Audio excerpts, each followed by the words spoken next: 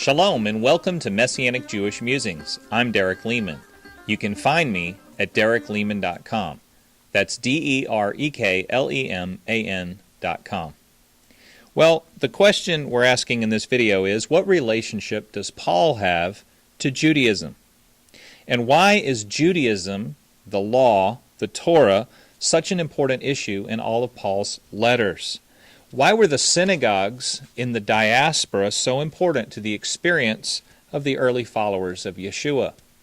Now, diaspora is a word that means the dispersion, as in the dispersion of the Jewish people to other lands outside of the land of Israel. And from about 700 years before the time of Messiah, and all through the period leading up to the time of Messiah, the Jewish people had been dispersed at various times, so that there were Jews living in communities all over what was, in the time of Yeshua, the Roman Empire. There were Jews in places like Egypt, and also Syria, and then in the east, places like Assyria and Babylon and Persia. By Yeshua's time, Jews were all over what was then the Roman Empire. They were also in the east, in places like Babylon, but fewer records survive from the early centuries about the Jews who were in those places.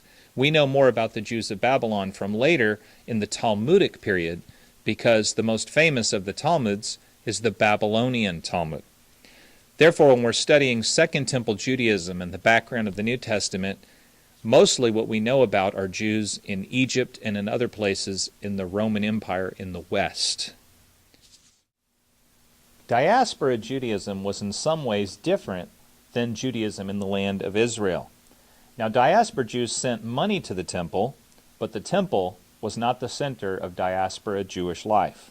And diaspora Judaism interacted with Gentiles even more than Judaism in the land of Israel interacted with Gentiles. But the greatest influence of diaspora Judaism is summed up by Luke Timothy Johnson in his book, The Writings of the New Testament.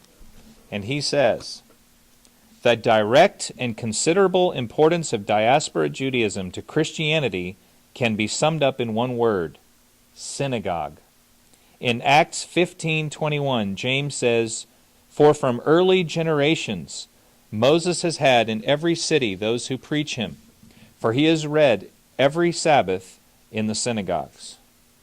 Many of the first Gentiles who believed in the gospel were already familiar with Judaism before Paul and other missionaries came to them. They had been in the synagogue as sort of second-class citizens. They were called God-fearers. They didn't seek circumcision, but they did profess faith in Israel's God. So they had a sort of secondary membership in the synagogue, not fully included, but somewhat included in the community of Jewish people.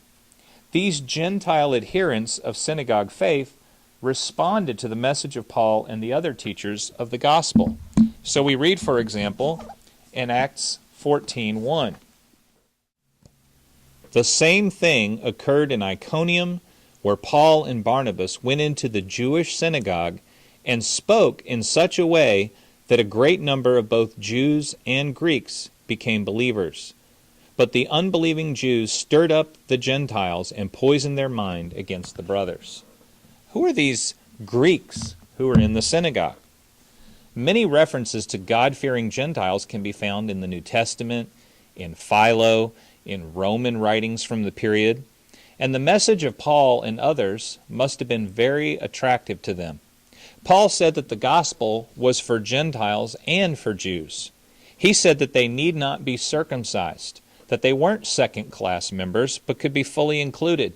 In fact, he said that Gentiles in Messiah were adopted as God's children, much as Israel had been adopted as God's children at Mount Sinai. And in teaching these Gentiles, Paul wrote many things in his letters that have confused people ever since about Paul's stance on Judaism. The original context of these issues was forgotten in the early centuries, and it was distorted long ago. Millions of hearers and readers of Paul's writings since the time of Yeshua have believed that Paul was actually against Judaism, that he was somehow a convert to Christianity and wanted to do away with his old faith of Judaism, or even that he saw it as rubbish. They forgot the original context and read Paul as a Christian, opposed to the law and opposed to Judaism. And so we have many statements in Paul's writings that sound as though he believed the law was done away with for everyone. Things like, the righteousness of God has been manifested apart from the law. Or, you are not under law, but under grace. Likewise, my brothers, you also have died to the law. Now we are released from the law, having died to that which held us captive. For the law of the Spirit of life has set you free in Christ Jesus from the law of sin and death. For Christ is the end of the law. To those under the law, I became as one under the law. Christ redeemed us from the curse of the law by becoming a curse for us. So then, the law was our guardian until Christ came. If you are led by the Spirit, you are not under the law.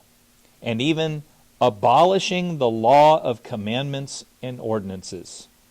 Without a context, these statements certainly sound as if Paul was against the Torah and was rejecting Judaism, saying that it was old, that it was has-been, that it was no longer a reality for believers in Messiah.